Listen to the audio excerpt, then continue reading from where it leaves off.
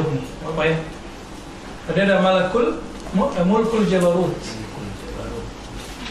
mulkus sultan, jalal, jamal, azamah, haibah, rahmah, baha, dan musbah ya, bahja, fardani. Tapi perlu diketahui, sebelum sampai nomor 10, semua ini adalah pengalaman pribadi beliau. Jadi bisa jadi sebelum nomor 10 itu beda, masing-masing kita beda. Oke, saya balik lagi ya. Jadi kalau dibuat tangga pertama ini Jabarut, tangga kedua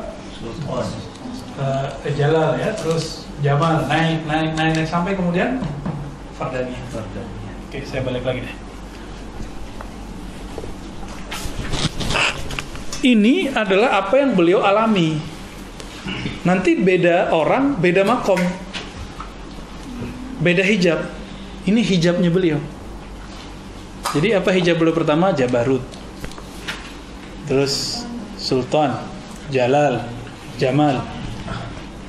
Apa itu Jalal, Jamal? Nanti kita buka kitab Futuhat. Apa itu Jalal dan Jamal? Atau kita buka yang pendek itu apa? Insan Kamil. Nanti lebih gamblang di situ. Nanti di waktu yang lain. Biar gampang. Sampai ujungnya adalah Fardaniyah. Fardaniyah ini kalau boleh disebut makom ketika seseorang menyaksikan hakikat dari la ilaha illallah yang sebenarnya. Itulah yang sampai kepada Nabiullah Musa, innani anallahu la ilaha illa ana. Nah, itulah puncak tertinggi dari makomnya Nabiullah Musa sudah. Gitu. Begitu juga ke Nabiuna Muhammad sallallahu alaihi wasallam ya. Yang sampai ke Nabi Musa la ilaha illa ana. Yang sampai ke Nabi Ibrahim itu hasbunallah. Walaupun dia juga dapat juga la ilaha illallah, tapi setiap wali itu punya zikr maksus. Bedanya thariqah nafsiyah dengan thariqah rohani. Di thariqah rohani itu beda orang, beda wiridnya. Beda wirid ngangkat hijabnya, tapi kalau wirid nafsiyahnya sama. Sekarang itu kita dipaksa, misalnya kurikulumnya ini, emang itu namanya memaksa kita supaya kalah nafsiyahnya, sehingga bertahtalah di situ mulkul jabarut. Jabarut itu kan boleh diarti alam apa secara harfiah, jabar, paksaan, ya. Dan di situ siapa yang berhasil ke sana? Mereka yang memaksa matanya nggak ngantuk, nggak tidur waktu zikir. Yang memaksa badannya saat makan dia nggak makan. Pikirannya mau melayang dia nggak melayang. Mau tulul amal dia pendekkan amalnya, ya, angan-angannya. Yang kasal dia lawan dengan nasyad, dengan rajin, ya. Kasal tadi malas dia lawan dengan rajin. Begitulah terus. Sehingga dia tembuslah sampai makom Jabarut. Kira-kira begitu gamblangnya. Ya ribetnya lebih banyak lagi. Gamblangnya kira-kira begitu. Kalau malakut gampang, antum tidur dalam keadaan zikir, dalam keadaan wudu, itu sudah masuk alam Jabarut kalau tidur. Apalagi kalau zikirnya lagi ketidur. Gitu. Maka kalau ada orang ketiduran lagi zikir, biarin, jangan diganggu. Karena dia ruhnya sedang berjalan di alam malakut. Alam malakut. Maka biasa orang bahkan kalau ketiduran pun, itu dia sudah di alam malakut. Dan dalilnya jelas dalam hadis yang hasan, ya, bahwa orang yang tidur dalam keadaan suci, Allah terbangkan ruhnya ke alam malakut. Tapi belum tentu ke Jabarut. Itu sebabnya antum nanti bisa ketemu guru, ketemu orang tua, ketemu nabi di situ. Itu rahasianya. Ya, tapi kalau sudah dapat kalam-kalam, udah dapat ilmu, itu udah bukan di alam malakut, sudah naik deh. Ya. Nah, jangan senang dulu kalau dapat, itu belum tinggi-tinggi amat. Sekarang orang sudah merasa tinggi dengan mimpi ketemu Nabi. Mohon maaf, ini banyak yang merasa kalau mimpi ketemu Nabi dia udah ngerasa sesuatu. Tapi masalahnya banyak orang sampai mati sekarang belum mimpi ketemu Nabi gitu. Ya, udah banyak sholawat belum mimpi ketemu Nabi, ya repot juga. Apalagi dikasih mimpi itu pun bisa terhijab loh, apalagi yang tidak mimpi. Jadi kalau mimpi baru masuk ke malakut. Belum Jabarut itu. Coba Jabarut baru awal tuh. Berarti malakut itu baru thariqah qalbiyah nafsiyah. Rata-rata semua mursyid kalau dia tidak langsung berkhidriyah seperti Nabi Musa ketika ketemu Nabi Khidir, dia nggak akan tembus ke alam Jabarut. Di situ aja tuh, ya. Sibuk di serban, ya. Tebel-tebel, sibuk di penampilan zahir. Boleh nggak? Ya nggak apa-apa, itu mainannya malakut, tidak masalah. Tapi mau sampai kapan begitu? Kalau orang tahu jalan ke Bandung, ya dia ajak ke Bandung. Ada berapa jalan ke Bandung? Banyak. Bisa lewat Puncak, bisa lewat tol, bisa lewat mana lagi? Bisa muter ke Cirebon kan? Bisa semua. Antum mau yang mana? Nah, kira-kira begitulah thariqah itu. Dia muter-muter, begitulah muter-muter terus. Itu kapan usulnya? Nah, di sini teman-teman yang melakukan Allah, kan udah dijelasin nama Bu Yasfi ini ya. Semoga kita diberi nanti dibuka hijab untuk itu. Amin. Tapi saya lagi katakan, saya tidak punya hak membuka itu. Saya cuma mentakdimkan kepada antum bahwa ilmu ini ada. Ya, dan kita harus mengakui ini batas saya di situ. Walaupun saya dikasih untuk diri saya sendiri, dan itu emang langsung terbuka. Awal saya dibuka oleh beliau itu, ya dikasih ini, kita zikirkan, kita wiridkan, langsung diberikan itu kalam-kalam itu, berdialog, ya, dan nggak bisa dibuat-buat. Emang begitulah pemberian Allahnya. Nah, disitulah saya tahu makomnya beliau, gitu, ya. Kalau pakai kalam, aduh susah. Jadi kalau kita pakai jubah-jubah kalam, jubah-jubah fikih yang kita pakai jadi alat berpikir, nggak nyampe. Nah, maka dikatakan di situ fahdar an tusghi ilaihi fa innahu yantiqu an lisani syayatin. Jadi waktu saya duduk-duduk dengan muridnya, saya diuji sama muridnya. Kamu hafal hadis ya? Ribuan hadis ya? Wah, kalau kita digituin apa? Oh, seneng kan? Saya enggak. Wah, ini orang lagi nyorot kolbu saya ini. Ya, kita bertawuz kepada Allah. Akhirnya saya katakan, oh tidak, saya cuma hafal beberapa hadis aja. Cuma untuk keperluan harian aja. Ya, oh, ribuan itu kata orang. Saya lebih tahu diri saya sendiri, gitu. Nah, biasanya kalau nggak lolos di kalam pertama, dia diem aja. Ini orang agak pendiam. Ternyata dia ngobrol sampai ada lama lah, saya lupa berapa lama itu ngobrol. Nah, teman saya bilang, ini jarang-jarang loh orang ini mau ngobrol panjang-panjang. Ternyata di ujung dia ngomong, ente kalau tadi bilang, betul saya hafal sekian ribu. Dan memang waktu di Darussunnah saya pernah menghafalkan lebih dari 1000 hadis. Karena setiap pertemuan 5 hadis. Tanya aja sama yang pernah belajar sama saya di Darussunnah. Ya, 5 hadis, kadang-kadang 10 hadis. Kalau ada yang ketiduran, ikopnya adalah hafalan hadis, kan enak tuh. Ya, kalau ada yang beberapa kali ya, hafalan hadis aja udah. Dan akhirnya kita terbiasa menghafal. Sekali dengar hafal. Jadi pernah mengalami hal itu. Tapi bikin sombong, karena di kolbu masih ada kibir sedikit atau banyak. Kita kan nggak tahu. Nambah ilmu, nambah kibir. Ini hati-hati loh ya. Sombong itu ada sedikit saja. Nambah cantik, nambah gagah, tambah sombong. Nambah rumah, lagi nambah istri. Nambah buku, nambah bacaan, itu dia tambah gede tuh. Jadi ke benalu, coba lihat benalu, pohonnya kecil dia kecil, pohonnya besar dia besar. Benalu inilah yang menghalangi tumbuhnya, membesarnya satu pohon. Nah, pohon rohani ini jangan biarkan ada benalu kibir. Kibir ini pun awal. Kalau sudah ada kibir nanti muncul ujub, ria, kemana-mana perginya udah. Ya, ini yang kita sebut apa? Kayak orang sakit gula. Kalau gulanya berat ke ginjal, sakit ginjal. Ya, gulanya berat ke jantung, paru-paru. Kalau sudah kompleks, namanya apa? Komplikasi. Nah, itu tuh kira-kira begitu. Mau dibiarkan. Jadi mau dia kiai, mau dia ulama, mau katanya mursyid, mau katanya profesor, apalagi orang-orang kayak kita gini, ya. Kalau itu kita biarkan kibir itu sendiri, ya, kita biarkan, apa kata Allah? la yadkhul jannah man kana fi qalbihi mithqala dzarratin min kibr. Lalu iblis disebut aba wastakbara. Aba wastakbara. Jadi siapa yang membiarkan kibr itu bertahta di kalbunya, mustahil dia masuk ke alam jabarut. Karena jabarut itu menghancurkan si kibr. Hancur kibr, antum masuk ke alam jabarut. Maka ini yang kita sebut jubah-jubah. Bagi santri jubah santrinya, bagi doktor jubah doktornya, bagi magister, ustadz, dai itu jubahnya. Bahkan wallahi gelar habib, gelar kiai, gelar wali, gelar mursyid itu semua hijab. Itu jubah-jubah yang menghalangi kita masuk ke sana.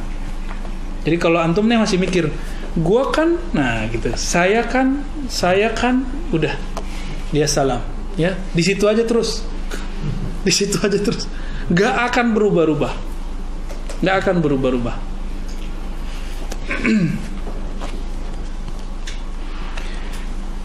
Namun kalau Allah izinkan antum nanti umur panjang, lalu Allah izinkan ketemu dengan pemilik ilmu khidriyah ini, ilmu walayah ini, ya, maka nanti akan sampai di taraf berikut. Ya'lam anna Allah tabaraka wa ta'ala arrafal ibada asma'ah. Ini yang pernah saya bahas kepada beberapa teman-teman, ya. Allah kenalkan si hamba nama-namanya, bukan ism, asma'. Ini yang pernah saya cerita. Mursyid Haqqani sekarang, Maulana Hisham Kabani, tahu? Itu bermimpi dan dia belapor, itu ada di YouTube, bahwa ini bukan masalah cuma teks, tapi emang faktanya ada. Maulana Hisham, apa kata beliau? Ya Sayyidi, ya, ra'aitu fil manam, wahai tuan guruku, aku melihat di dalam tidurku ada seorang yang dia sebenarnya itu Imam Mahdi sebenarnya, ya, seorang imam yang memberikan aku nama, bahwa namaku adalah Samir Zainal Abidin, dan mengabarkan kepadaku bahwa aku nanti adalah salah satu yang ikut bergabung dalam tentara Al-Mahdi. Ya, kalau enggak mungkin belum akan menyongsong itu, ya, mungkin murid-muridnya nanti jadi pengikut Al-Mahdi. Ya, dikabarkan oleh beliau, oh ya, ditakrir oleh Maulana Nazim. Tapi sayang, dua tokoh ini dianggap sesat oleh sebagian orang yang tidak paham ilmunya. Ya, saya termasuk dulu yang menganggap beliau sesat tahun 2005 sampai 2007 saya termasuk mengatakan Haqqani kafir, bukan hanya sesat, kafir, karena membaca buku-buku orang yang menyerang beliau, sampai kemudian dapat karya-karya dan beberapa yang ini nggak ada masalah ini. Bahkan sanad thariqatnya kita lihat waktu itu kan online baru, ya, tahun 2007 2006 itu kan susah.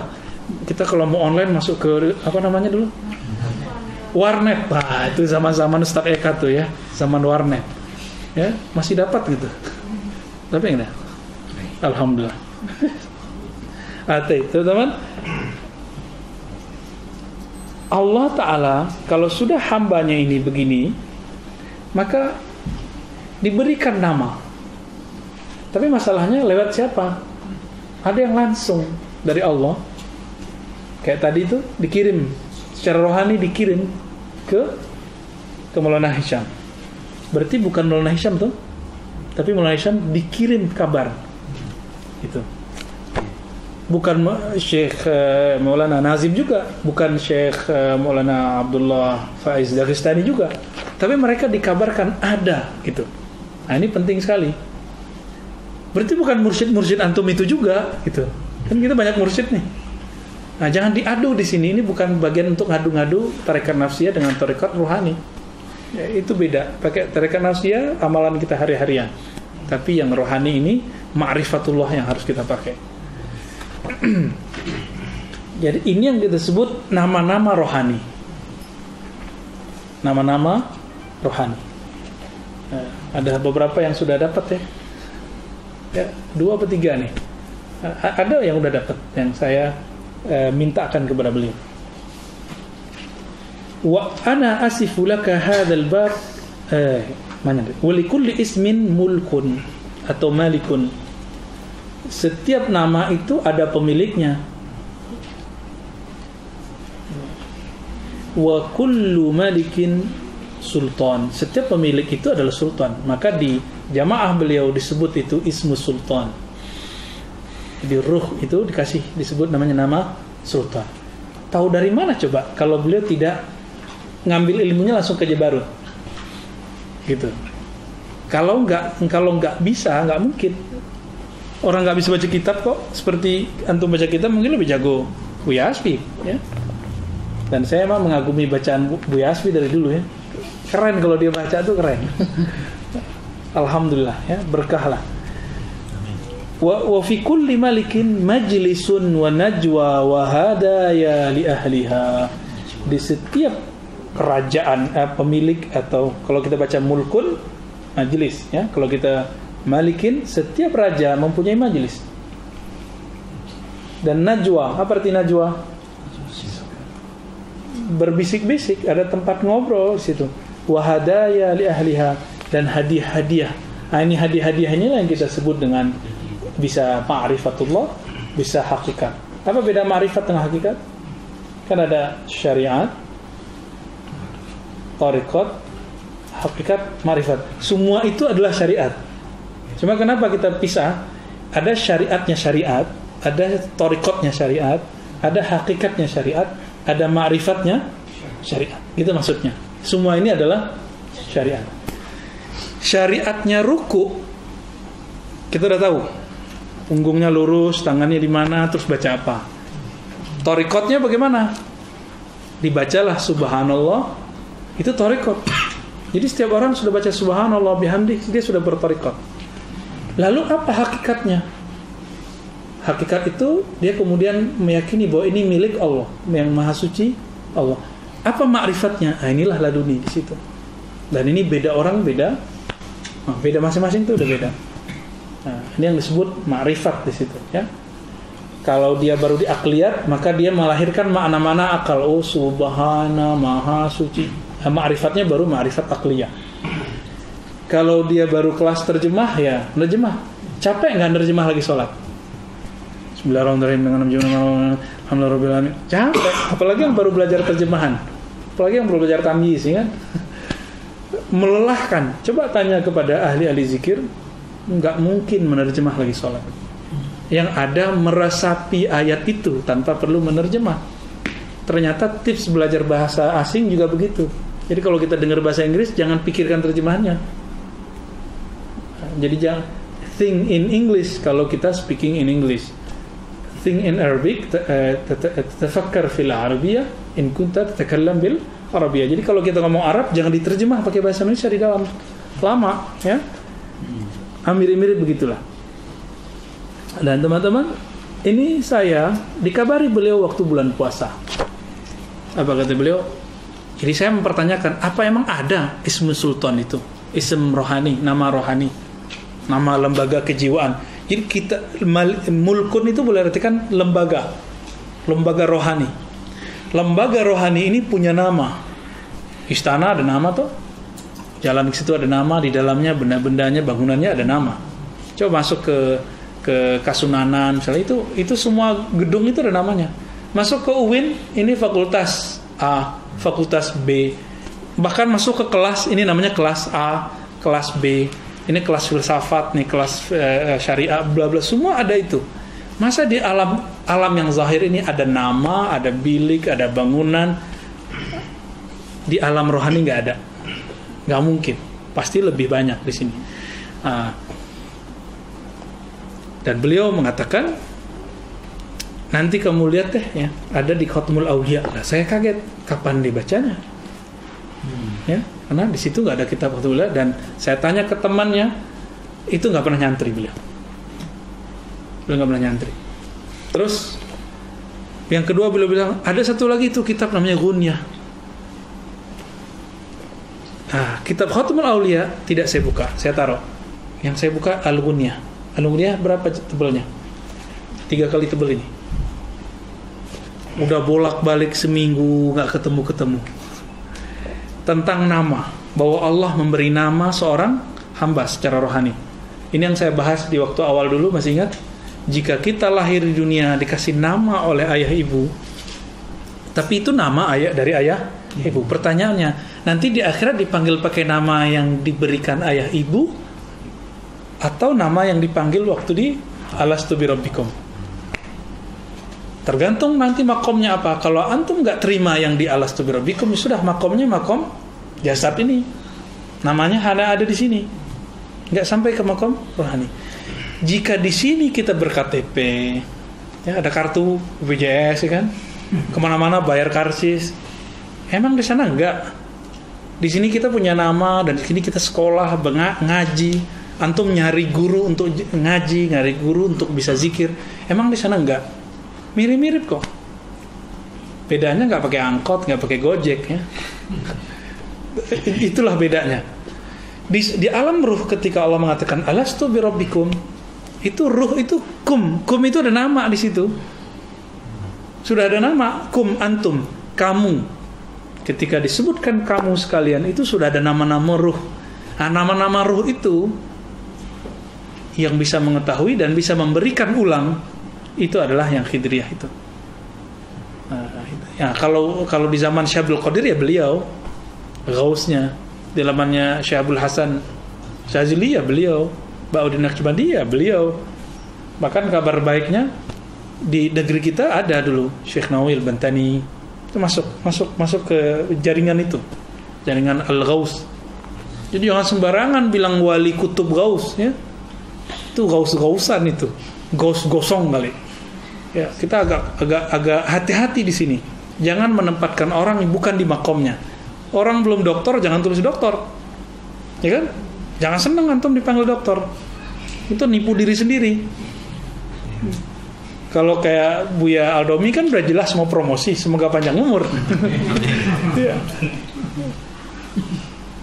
Kan udah ujian, nggak apa-apa panggil dokter. Tapi kalau ada orang dia belum S2 aja belum udah ditulis profesor doktor, ya. Tahu sendiri siapa orangnya. Ya. Seminar di mana, pengajian akbar di mana, dia tulis profesor doktor. Itu menipu diri sendiri dan menipu jamaah gitu. Jadi di dunia dia sudah menipu jamaahnya, gimana di akhirat berarti? Kecuali kalau itu kerjaannya penitia, gak ada urusan dia, ya. Nah, maka teman-teman, kalau di dunia ada gelar-gelar kayak tadi, sarjana ini, sarjana itu, magister, doktor, di sana juga ada gelar-gelar itu. Nah, ini yang kita sebut asma. Kalau orang sudah diwisuda, dia S3, dikasih nama baru depannya, doktor, gitu. Dalam bab rohani juga sama, gitu. Maka gelar Maulana, ya, itu gelar dari sana. Tergantung nih Maulananya dari murid, jamaah, dari kiai, atau gelar Jabarut. Ada semua itu. Mursyid-mursyid itu rata-rata emang gelarnya Maulana. Mursyid-mursyid yang rohani, ya, mereka udah dapat gelar Maulana secara rohani, atau Asyarif As-Sayyid secara rohani, walaupun dia tidak Syarif Sayyid secara fisik. Karena mereka adalah warasatul anbiya, pewaris para nabi. Kita udah bahas sebelumnya, mereka adalah alun nabi, keluarga Nabi sallallahu alaihi wasallam.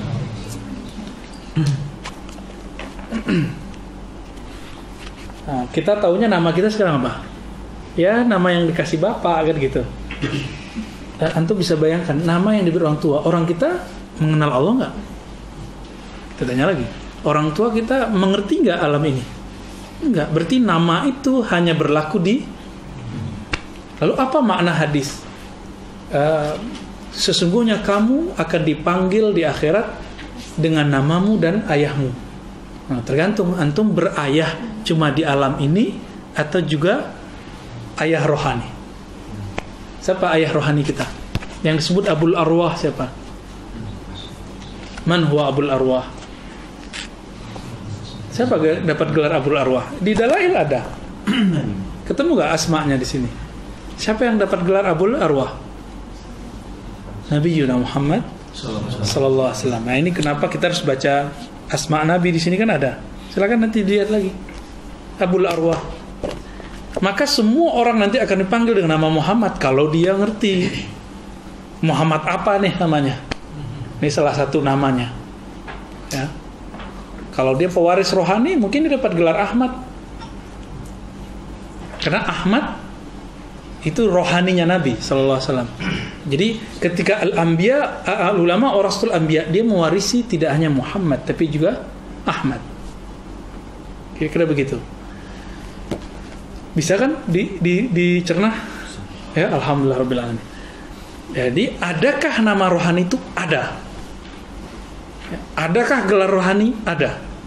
Nah, saya kan bolak-balik tadi baca Ghunyah. Seminggu nggak bisa paham. Akhirnya karena membaca pakai nafsu. Jadi baca pakai syahwat, pakai belagu, gue dokter, gue bisa baca. Nggak bisa. Nggak ketemu, setebal itu. Padahal itu saya udah bolak-balik 7 kali mungkin. Udah bolak-balik di bagian yang sama 7 kali. Antum bisa bayangkan. Akhirnya kita tenangin hati lagi. Ala bidzikrillah. Kembali ke halaman sebelumnya itu. Alladzina amanu wa tatma'innu qulubuhum bidzikrillah. Ala bidzikrillah tatma'innul qulub. Orang-orang beriman itu karakternya cuma satu. Dia kalbunya tenang cuma dengan zikrullah.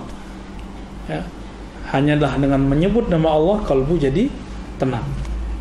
Lalu kalbu yang tenang itu yang kita artikan la khaufun alaihim wala hum yahzanun. Oke. Saya zikir kemudian kirim Fatihah.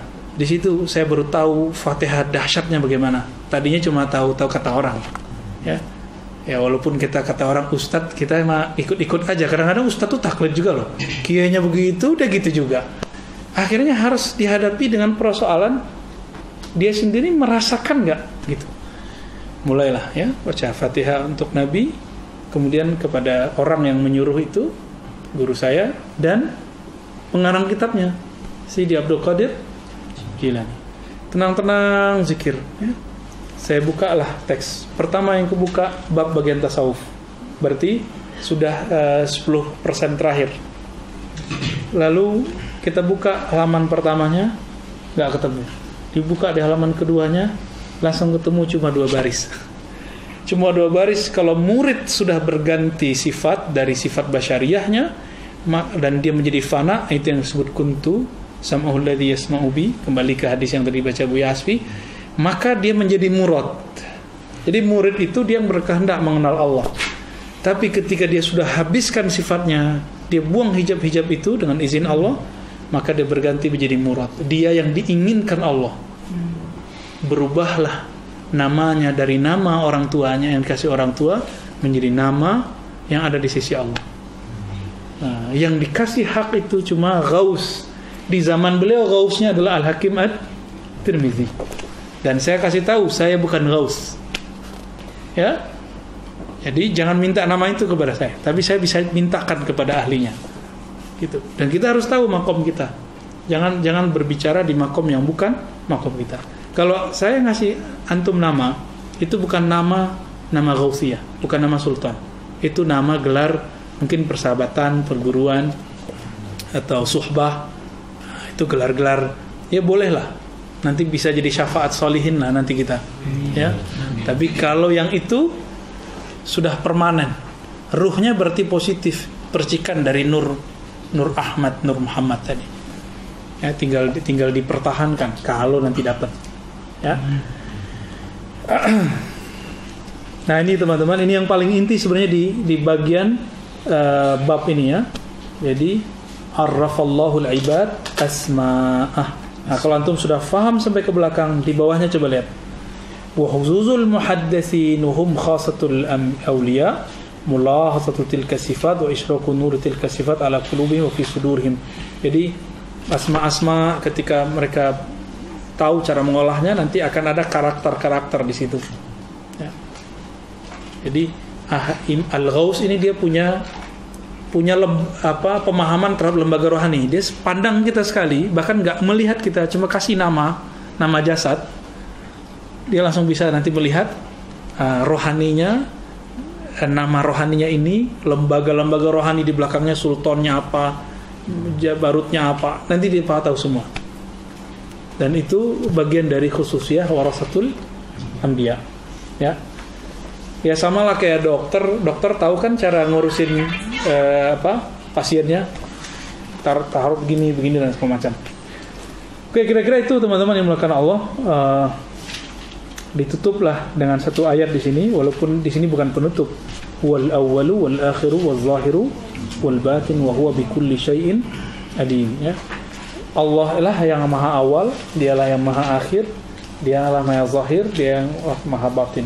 Yang zahir itu adalah ma zahara ala qalbin atau ala ruhi ibadihi. Nah, kira-kira itu. Semoga nanti kita menemukan isem ruh kita sendiri, ya. Yang saya dikabarkan beliau bisa di dunia ini, bisa antum tak saat sakarat, bisa nanti udah mati pas di alam barzakh, itu nyari, bisa nyari nanti. Kalau enggak nanti terakhir di akhirat. Akhirat tuh panjang lagi di padang mahsyar. Nah, coba masih ingat gak teman-teman? Riwayat Nabi Adam didatangi oleh umat manusia minta syafaat. Itu minta nama sebenarnya kalau bahasa kitab ini. Ya, minta nama itu. Masuk nggak saya daftar syafaat? Apa kata Nabi Adam? Loh, saya nggak punya hak. Saya nggak punya hak. Nabi Adam ini punya hak, masa Mursi punya hak? Ya, masa cuma baca kitab ini dapat hak? Nah, jangan sotoy gitu ya. Jadi kita baca kitab ini, kita tahu batas-batasan kita. Turun ke, apa kata beliau? Cari Nuh. Dialah nabi pertama di bumi. Datang Nabi Nuh. Nabi Nuh bilang apa? Loh, saya punya banyak salah. Datanglah ke Ibrahim. Ibrahim bilang, oh saya pernah bohong 2 kali, gak pantas. Jadi bagi mereka, kesalahan kecil ini membuat mereka merasa tidak pantas. Nah, kita setiap hari buat salah, terus merasa pantas. Ya, kayaknya gak pantas dapat nama deh gitu. Terus ke Nabi Musa. Nabi Musa mengatakan apa? Saya punya kesalahan banyak, mukul orang, ya kan? Nah, terus sampai ke nama Nabi Musa apa? Jadi kalimullah itu nama Allah yang kasih. Wa kallamallahu Musa taklima. Nabi Ibrahim gelarnya apa? Khalil. Nabi Isa gelarnya kalimullah wa ruhullah wa kalimatuhu. Itu nama teman-teman. Itu salah satu nama mereka. Namanya masih banyak. Nanti apa lagi? Apa kata Nabi Isa? Di riwayat lain tidak disebutkan Nabi Isa, cuma Nabi Musa. Nabi Musa mengatakan datanglah ke Muhammad.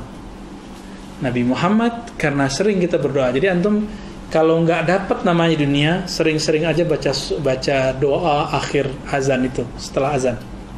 Allahumma rabba hadhihi ad-da'wati at-tammah was-salatil qa'imah ati Muhammadanil wasilata wal fadilah wab'athu maqaman alladhi wa'adtah. Sampai di situ, raditu billahi rabba wa bil islami dina wa bi sayyidina Muhammadin nabiy wa rasulah. Wasilah dan maqam mahmuda itu adalah maqam ini, maqam yang berhak memberi nama itu, maqam ghausiyah. Ya, tidak semua ghaus dapat itu, cuma ghaus tertentu yang dapat, tidak terbatas ya. Akhirnya Nabi Muhammad memberikan daftar. Nah, itu udah telat tuh dapat di situ. Jadi yang nyarinya nanti di padang mahsyar itu sudah telat, dan itu orang awamul muslimin. Semoga yang sudah tasdik ilmu ini Allah berikan walaupun sesaat sebelum meninggal. Amin ya. Antum dapat nanti di alam barzakh itu syukur. Nanti di alam barzakh ini meninggal. Terus di alam barzakh itu kan orang nyari-nyari juga. Siapa yang bisa nyelamatin saya nih? Alam barzakh bukan santai-santai aja di situ, enggak. Panjang itu. Sangat panjang itu teman-teman. Barzakh itu kan cuma alam transit. Coba contoh nih. Teman saya ke Hong Kong. Di imigrasi ketahan. Imigrasi itu barzakh. Ditanya-tanya, diinterogasi. Ah, interogasi itu mungkar nakir. Kamu punya pengenalan nggak? Punya. Siapa? Perdana Menteri. Oh, langsung tembus itu. Atau minimal dia bilang, teman saya dulu ke salah satu lembaga zakat. Oh, saya mau ke sana, nanti dijamin di sana, makan saya di sana. Jadi itu ditanya persis. Mirip-mirip begitu. Alam barzakh itu begitu. Kalau kita bisa menghubunginya, nanti bisa balik. Dia bisa tembus. Nah, nanti antum menghubungi siapa? Nah, kalau nggak kenal dengan nama ini, nanti dipanggil Allah. Misalnya namanya ya Abdurrahman. Dipanggil ya Abdurrahman, kita bengong aja kan? Jadi contoh. Tapi kalau sudah tahu, dipanggil dengan beberapa nama, kita bisa nyahut. Nah, kira-kira seperti itu. Ya, semoga semuanya lahir dengan namanya, nama rohaninya. آمين يا رب العالمين. نختتم هذا المجلس بالصلاة على النبي. اللهم صل وسلم وبارك على سيد الوجود سيدنا محمد وعلى آله وأصحابه ولبيته وذريته أجمعين. صلاة الفاتح.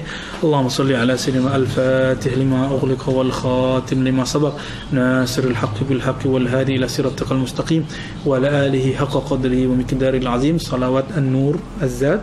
اللهم صل على سيدنا محمد النور الذات والسر الساري في جميع الأسماء والصفات وعلى آله وصحبه وسلم.